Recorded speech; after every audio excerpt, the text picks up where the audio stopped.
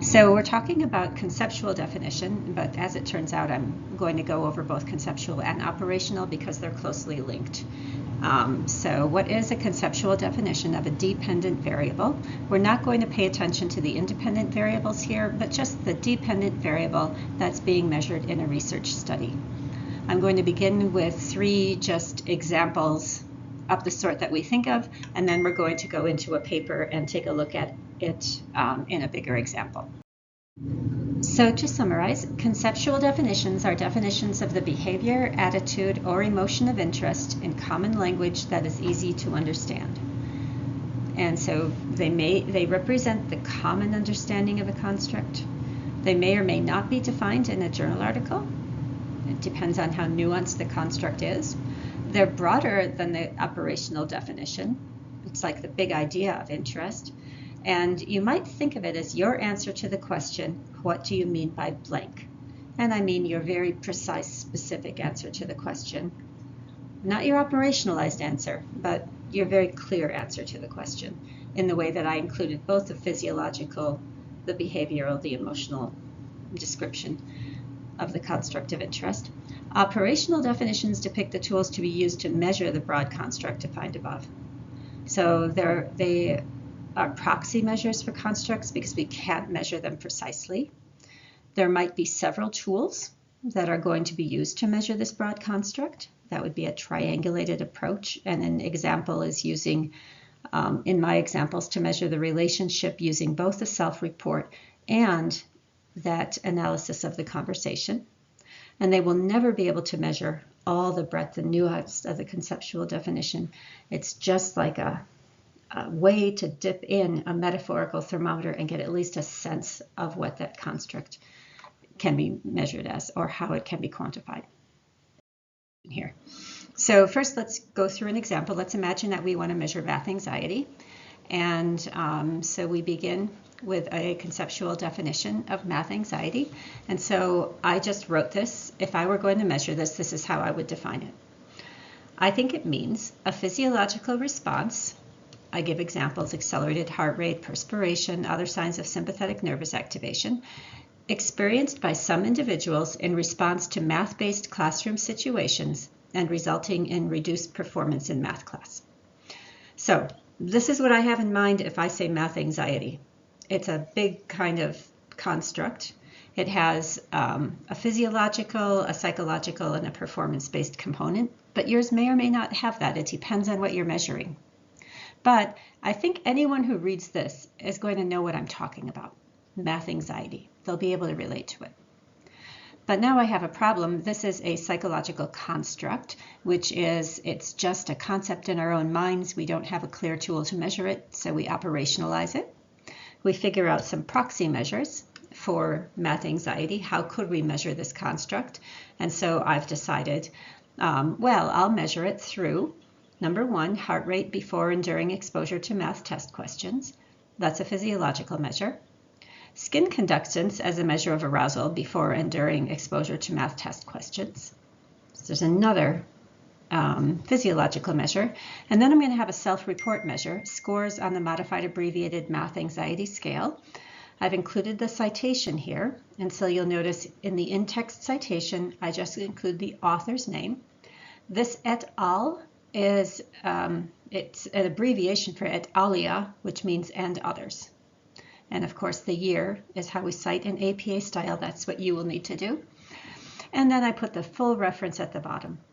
Some people might save the reference page to the end, but because of this being a slideshow and not a long paper, I'm just providing the full reference right here along with the source of the scale. So for a second example, I'm offering the idea of addiction susceptibility, or like how vulnerable is a person to becoming addicted to something. And I haven't told you what the independent variable is, just dependent variable. So for whatever reason, I'm interested in addiction susceptibility. And so the conceptual definition is this: the physiological, social, environmental, and temperamental characteristics that make it more likely that a person will succumb to addiction, which I then put this IE, which is an abbreviation meaning that is, so I'm defining it here, habituated excessive use with seeking behaviors of any substance or stimuli. So I'm pretty broad here in the way I'm thinking about this addiction susceptibility. This addiction could be to video games or to something beyond just a drug or alcohol. And I'm going to operationalize it in two ways. I'm going to use in both examples the Addiction Susceptibility Questionnaire, which is a validated measure by Zainali and Vadat in 2011. And first I'm going to use retrospective responses, meaning I'm going to ask people to look back and reflect on their background, and I'm going to give it to people currently in rehabilitation for addiction to any substance.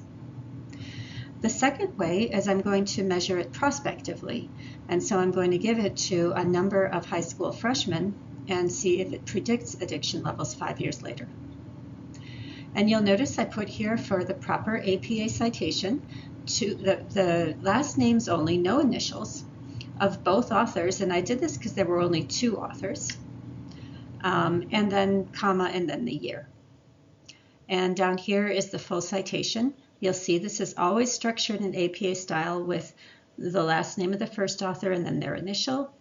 We use the ampersand here for the and, the second author. If there are more authors, we continue. And then the year with a period, then the title of the article. Then in italics, the name of the journal and the volume number. If there's an edition number, that would come after the volume number in parentheses. Then a comma, the page numbers, and then the DOI. So that's proper citation in APA style. A lot of times, if you have an article, you can download the citation.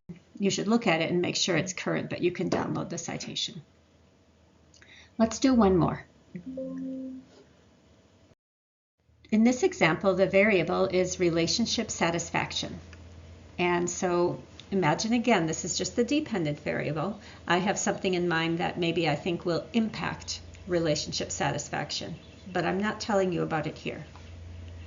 So the conceptual definition, if someone asks me, well, what do you mean by relationship satisfaction? This is what I might say.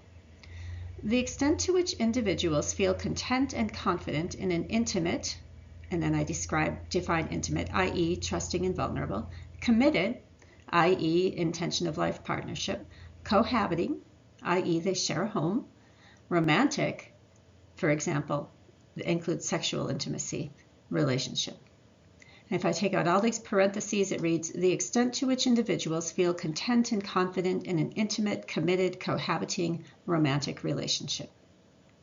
So if someone asks me, that's what I'll say. And I think they'll have a good idea of what I'm talking about. But it's just a construct, so we can't completely depend on, we don't have a good way of measuring it like we do a body temperature, for example. So once again, we figure out ways to measure it. And I've chosen 2 ways from among the many ways I can find. I've first chosen the self-report measure, which is the subjective responses of both partners to the couple satisfaction index, the CSI, which again is a validated scale by Funk and Rogg in 2007. So that means they went through the whole process to make sure it's measuring what it's supposed to measure. And secondly, I'm going to get a behavioral measure, conversation coding. I'm going to use the marital interaction assessment procedure. Here are the authors who developed the procedure and the year, to analyze conflict conversations among couples to detect the presence of conflict responses that are predictive of later divorce. And this is actually a type of measure where we record people, we ask people to talk about a conflict, couples, we bring them in and ask them to just talk about a conflict for a few minutes, and we code certain aspects of the way they engage in that conversation. And in this study, at least, there's evidence that the way they approach these conversations can predict divorce within 5 years. So you'll see I did the citations here, the references here again. Now in APA style in a paper, of course, these would be double-spaced with hanging indents. But for this purpose right here, I just left them like this so that they could fit on the page. And I'm just pointing out to you that you'll notice I mentioned the Funk and Rogg self-report measure first, but I have it second down here. And that's because, of course, we always use alphabetical order. not it when we're listing references in APA style. Okay, this is the example that we're going to do from a study because the wise student, asked, how can we find these in a study? And I'll hopefully not belabor this too long, but this is such a cool, interesting study that I thought I would read it to you, and I think it's important. So what it's trying to find out, it asks, this is the title, does venting anger feed or extinguish the flame? Catharsis, rumination, distraction, anger, and aggressive responding. And I'm going to read this to you. Does distraction or rumination work better to diffuse anger? And then they talk about a theory that you won't know. Catharsis theory predicts that rumination works best, but empirical evidence is lacking. In this study, angered participants, so participants who were made to feel angry, hit a punching bag and thought about the person who had angered them in the rumination group, or thought about becoming physically fit in the distraction group. After hitting the punching bag, they reported how angry they felt. Next, they were given a chance to administer loud blasts of noise to the person who had angered them. There was no punching bag control group. People in the rumination group felt angrier than did people in the distraction or control groups. People in the rumination group were also more aggressive, followed respectively by people in the distraction and control groups. Rumination increased rather than decreased anger and aggression. Doing nothing at all was more effective than venting anger. So this is kind of a crazy study, as you'll see, because I'm going to go over it with you. But I think it's important because we have to learn, all of us as humans, from the time we're children, have to learn to work with anger. It's an emotion that arises in all of us. And if you were a counselor trying to help people deal with feelings of anger and you don't want it to erupt into aggression, what would you suggest to them? Would you suggest to them that they think a long time that they ruminate and think a lot about the person who had angered them? Or would you say, oh, go punch a wall? Would that be your advice? Or would you say, just do something else? Or would you say, just sit with your emotion for a little bit? What would you tell them? And so that's why I do think this is actually an important paper, and this is the kind of thing psychology can help with. Which one of these statistically is shown to be most effective? Now, this study has a very nice lit review in which they describe each of the theories they're testing, which I haven't shared with you here. So I'm jumping right to the very end of the literature review where they describe their current study, which I'll take the time to read to you. In the present study, 600 college students, 600 people they ran through this study, 300 men and 300 women, were first angered by another participant who criticized an essay they had written. In fact, there was no other participant. So this was a Confederate, so there was no other participant in the study who actually said the unkind words about the essay. Next, participants were randomly assigned to rumination, distraction, or control groups. Participants in the rumination group hit a punching bag as long, as hard, and as many times as they wanted to. While they hit the bag, they were told to think about the other participant who had criticized their essay. For a visual aid, they were shown a photo ID of a same-sex college student described as the other participant on a 15-inch computer monitor. So they're looking at the person they think criticized them and punching a punching bag. Participants in the distraction group also hit a punching bag as long, as hard, and as many times as they wanted to. While they hit the bag, they were told to think about becoming physically fit. As a visual aid, they were shown a photo ID of a same-sex athlete from a health magazine on a 15-inch computer monitor. So there's condition 1, this rumination group where they're punching and looking at the person who offended them. Condition 2, the distraction group where they're punching and thinking about becoming physically fit and looking at a healthy model. And then finally, participants in the control group did not hit the punching bag. Instead, they sat quietly for a couple of minutes while the experimenter supposedly worked on the other participant's computer. No attempt was made to reduce the anger of participants in the control group. Anger was measured using a mood form. Aggression was measured by allowing participants to black their provocateur with loud and long noises through a pair of headphones on a competitive reaction time task. Catharsis theory would predict the lowest levels of anger and aggression among participants in the rumination condition. Cognitive neo-association theory would predict the exact opposite. So this is a really, I think, a clever study done by just this one guy. I'm impressed that he ran 600 students through this protocol to test this very interesting theory that could be helpful to us. Now, you get some idea of what the dependent measure is already. You already know that they're measuring anger using a mood form. You know that they're measuring aggression by these noise blasts. We'll read on a little bit more about this study just so you can get a sense of how complicated this was, but how kind of elegant too. This is what he did with each of the person who came in. After giving informed consent, each participant wrote a one-paragraph essay on abortion, either pro-choice or pro-life, whichever the participant supported. After finishing, the participant's essay was taken away to be shown to the other participant, who was in fact non-existent. There was no other participant, for evaluation. And at the same time, the participant was permitted to evaluate the partner's essay, which expressed the opposite view on abortion. In other words, if a particular participant wrote an essay that was pro-choice, the other partner's essay was pro-life.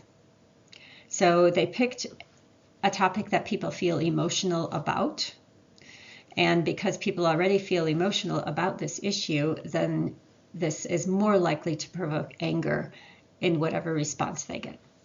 So that's what happened at first. They wrote an essay, and then they traded essays and received an essay on the opposite perspective. A short time later, the experimenter brought the participant's own essay back with comments ostensibly made by the other participant. All of the participants received bad evaluations consisting of negative ratings on organization, originality, writing style, clarity, persuasiveness, and overall quality. The ratings ranged from -10 to -8 on a 21-point scale, ranging from -10 very bad to +10 very good. So these are the lowest scores they could get, because they could get as high as +10, and these got -8 to -10. There was also a handwritten comment stating, "This is one of the worst essays I have read." Previous research has shown that this procedure makes people quite angry. So this is, they're using a validated measure, a validated tool to create feelings of anger for experimental purposes. So the validated tool, they said, because this has been shown in other research to cause this emotion of anger. So that's one way of helping their internal validity, by using a technique that has been used and shown to be effective. After reading the evaluation, the participants rated how much they wanted to perform each of 10 activities on a list. So now they've gotten their bad feedback, and now they're choosing. On this list, that includes hitting a punching bag. Other activities included playing solitaire, reading a short story, watching a comedy, playing a computer game. Ratings were made on a 10-point scale. So they got that piece of information, seeing if that's how people thought they wanted to help their anger. The punching bag manipulation came next. 2/3 of participants received the punching bag procedure. If the participants did not rank the punching bag activity first, the experimenter asked if the participant would be willing to hit the punching bag, explaining that ratings were needed for each activity on the list and that more ratings were needed for the punching bag activity. By requesting the participant to agree, we were able to ensure that the punching bag activity was the result of choice by all participants, including those who had originally not listed it as their top choice. So they did that because they are wanting people to hit the punching bag as part of their manipulation. Participants who received the punching bag procedure were told that because physical appearance could influence their impression of their partner, a coin would be tossed to determine whether they would know what their partner looked like. On the basis of a coin toss, participants were assigned to rumination or distraction conditions. Participants in the rumination condition were told that they would know what their partner looks like. And then on the computer screen, there was a photo ID of another Iowa State University student of the same sex. and the experimenter had 6 photo IDs and rolled a dice to determine which to show. The names and identification numbers were removed from all IDs. The experimenter then gave the participants some boxing gloves and demonstrated how to hit the 70-pound punching bag. Participants were told that they should think about their partner, that person who criticized them, while hitting the bag. So that's the rumination condition. Participants in the distraction condition were told that they would not know what their partner looked like. Instead of thinking about their partner while hitting the bag, they were told to think about becoming physically fit. Instead of seeing a photo ID of their partner on the computer screen, they saw a photo of someone the same sex exercising. Photos were taken from fitness magazines, and the experimenter rolled a die to determine which photo to choose. Participants in both rumination and distraction were told their partner would not see them due to the coin toss. The partner was left alone to hit the punching bag. They were told they could hit as long and as many times as they wanted to. The experimenter was able to time this and also know how hard the bag was hit. The experimenter also asked participants how hard he or she hit the bag using the same scale. And then they indicated how much they enjoyed hitting the punching bag. Participants in the control condition did not hit the bag. Instead, they sat quietly for 2 minutes. The justification for the delay was that the experimenter was fixing their partner's computer. No attempt was made to reduce participants' anger during the 2-minute delay. Instead, participants in the no punching bag group did nothing at all. This allowed a test of the hypothesis that angry people are better off doing nothing at all than engaging in cathartic activities. So then, now we're all done implementing the independent variable.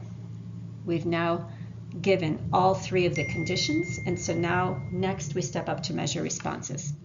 So next, participants completed a mood form that measured anger and positive affect.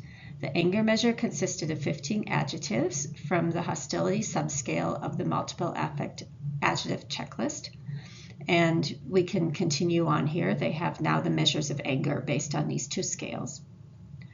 The next part of the procedure was presented as a competitive reaction time task based on a paradigm developed by Taylor, 1967. Previous studies have established the construct validity of this paradigm, and that just means this activity measures what it's supposed to measure, which is aggression. The partner was told that he or she and the partner, so the participant was told that he or she and that partner who had criticized them would have to press a button as fast as possible on each trial, and whoever was slower would receive a blast of noise.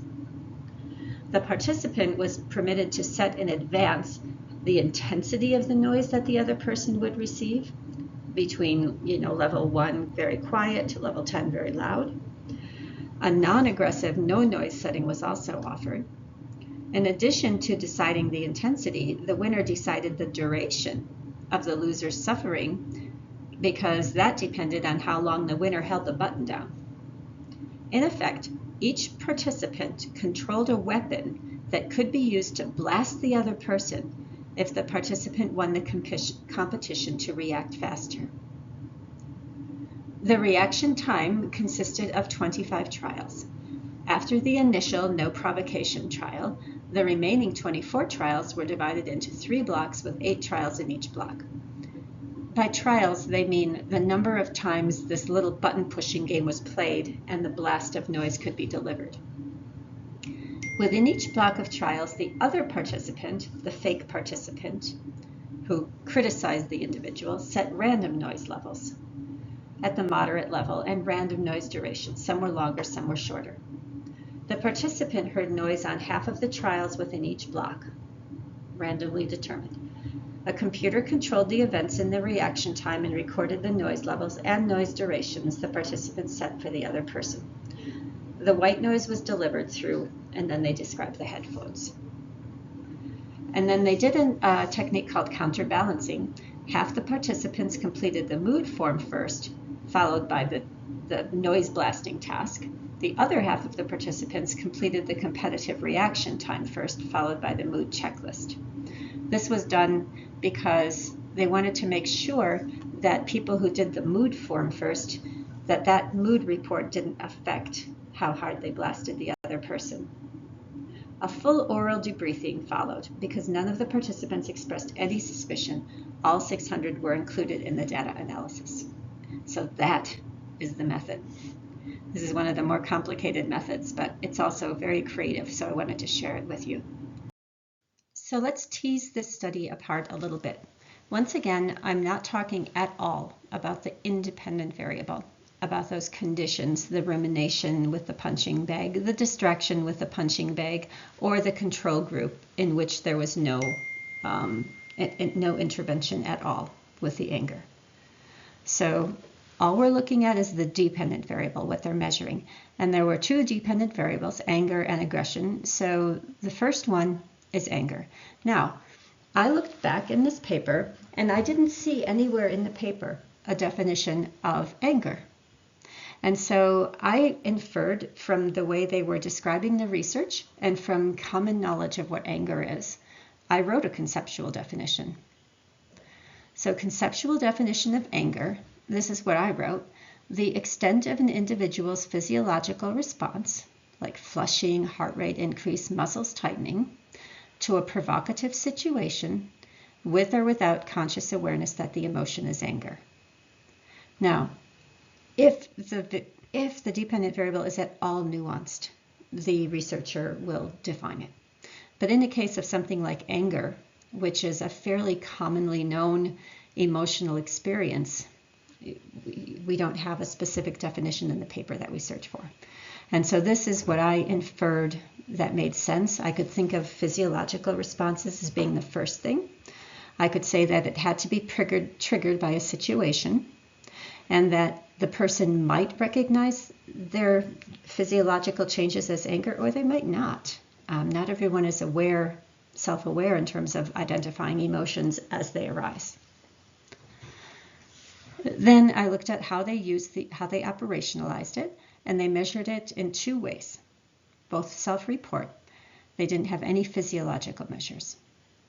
So the first, and by the way, I think that would have been a big improvement to their study. Like if I was in a class like you are, I might do a similar task, but I might change some of those conditions.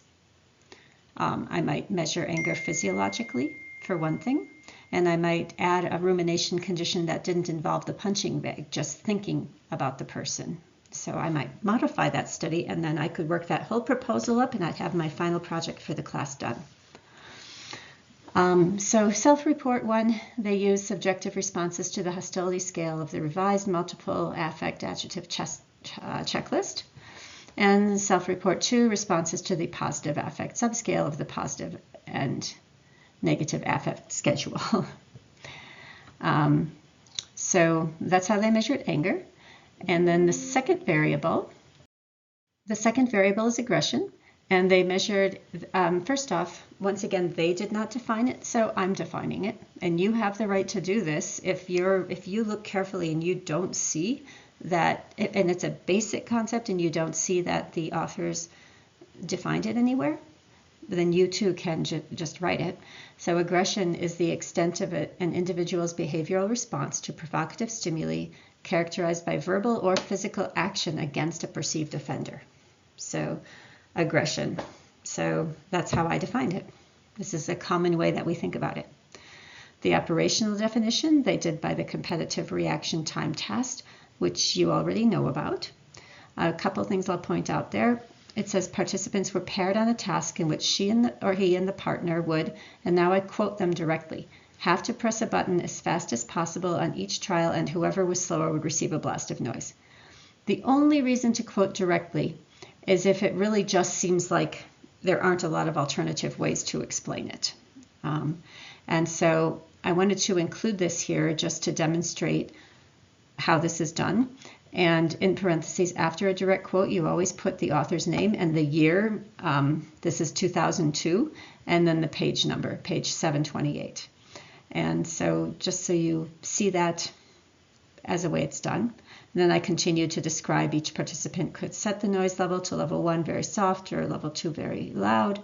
Aggression was measured in terms of the duration of the noise and the volume of the noise. And then I talked about that it was developed by Taylor in 1967 and validated as a measure of aggression by subsequent researchers described by Bushman 2002. Now, so to summarize, conceptual definitions are definitions of the behavior, attitude, or emotion of interest in common language that is easy to understand. And so they represent the common understanding of a construct. They may or may not be defined in a journal article. It depends on how nuanced the construct is. They're broader than the operational definition. It's like the big idea of interest. And you might think of it as your answer to the question, what do you mean by blank? And I mean your very precise, specific answer to the question. Not your operationalized answer, but your very clear answer to the question, in the way that I included both the physiological, the behavioral, the emotional description of the construct of interest. Operational definitions depict the tools to be used to measure the broad construct defined above. So they are proxy measures for constructs because we can't measure them precisely. There might be several tools that are going to be used to measure this broad construct. That would be a triangulated approach, and an example is using, in my examples, to measure the relationship using both the self-report and that analysis of the conversation. And they will never be able to measure all the breadth and nuance of the conceptual definition. It's just like a way to dip in a metaphorical thermometer and get at least a sense of what that construct can be measured as or how it can be quantified.